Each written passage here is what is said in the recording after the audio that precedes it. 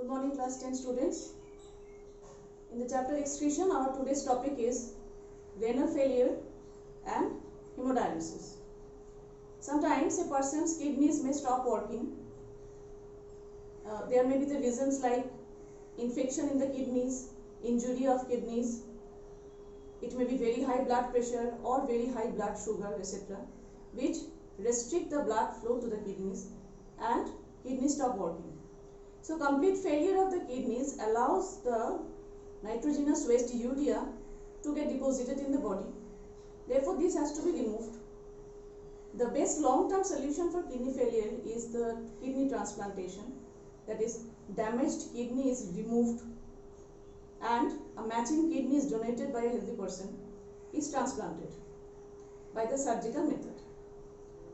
But if transplantation is not possible due to some reason, then the patient with kidney failure is treated periodically on a kidney machine, which is known as artificial kidney. So today we will learn about artificial kidney or a dialyzer. Dialyzer is the machine which helps in removal of this waste, nitrogenous waste and other waste from the body, and also help to maintain the balance of the salts in the blood, balance of salt, water in the blood. Now let us have a look on the figure.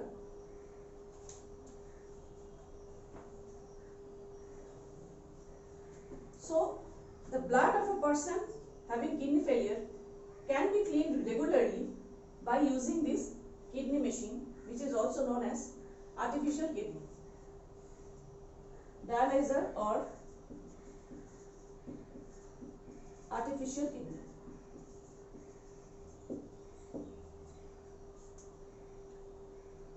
Now, first of all, what is dialysis? Dialysis is a procedure of cleaning the blood by separating the waste, mostly urea, from the blood. Therefore, it is also known as hemodialysis. So, what is the significance of hemodialysis? Hemodialysis helps control blood pressure and it also balances the important minerals in our blood, such as sodium, potassium, calcium, etc., by removing the waste from the blood. During the procedure, blood of the person is allowed to pass through this machine, dialyzer machine, with the filled with dialyzing fluid.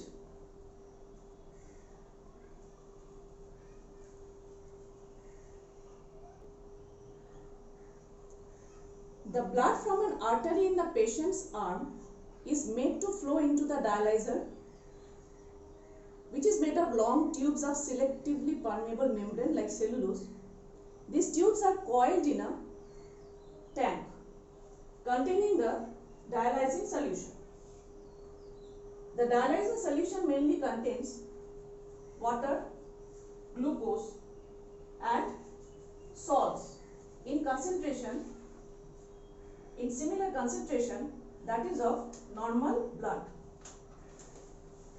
So as the patient's blood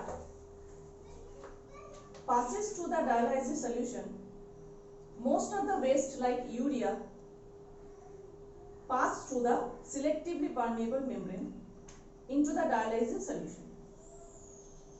Therefore, the dirty blood from the artery, which is controlled by this movement, is controlled by the pump, blood pump. It is allowed to pass through the dialyzer solution through these coiled tubes, and due to the selectively permeable membrane of these tubes, the waste comes out into the solution and the blood is cleaned, which finally passes back to the vein. And as you can see here, used dialysis fluid is collected and the fresh dialysis fluid again continuously passed to the dialyzer machine.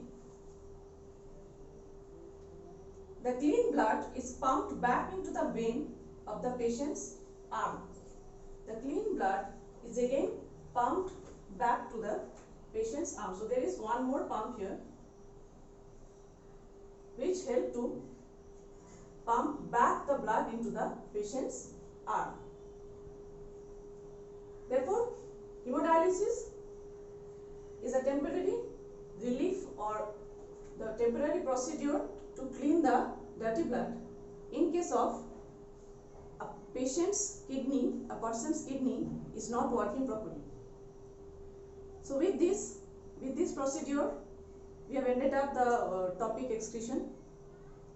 Now, I'll give you some questions related to this topic. You have to answer this.